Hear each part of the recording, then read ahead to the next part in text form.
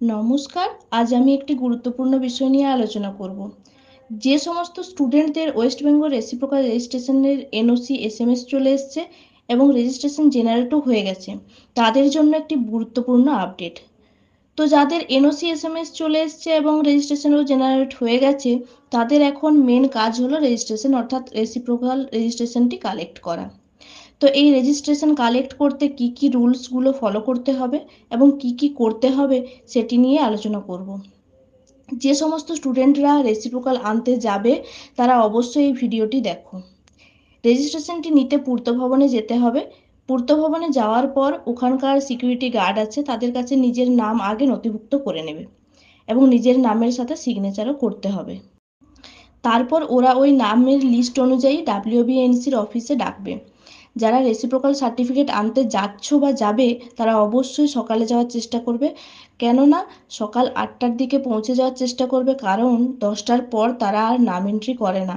কারণ প্রায় 150টার মতো রেসিপ্রোকাল রেজিস্ট্রেশন তারা প্রত্যেক দিন ছাড়ে।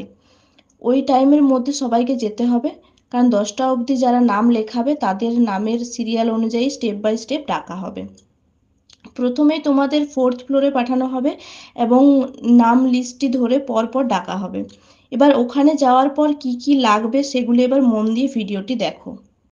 তোমার যে রেজিস্ট্রেশন সার্টিফিকেটটি, যেটি তুমি আদার স্টেট থেকে পড়ার জন্য ওখান থেকে যেটি পেয়েছো, সেটির অরিজিনাল কপি অর্থাৎ উইদাউট লেমিনেশন সেই অরিজিনাল কপিটি লাগবে সেখানে।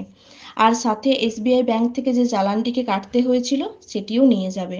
আর তুমি যে যে রেজিস্ট্রেশনটি জেনারেট হয়েছে তোমার অনলাইনে, সেইটার একটি সফট কপি অর্থাৎ অনলাইন থেকে তার একটি print out, colour print out করে নেবে।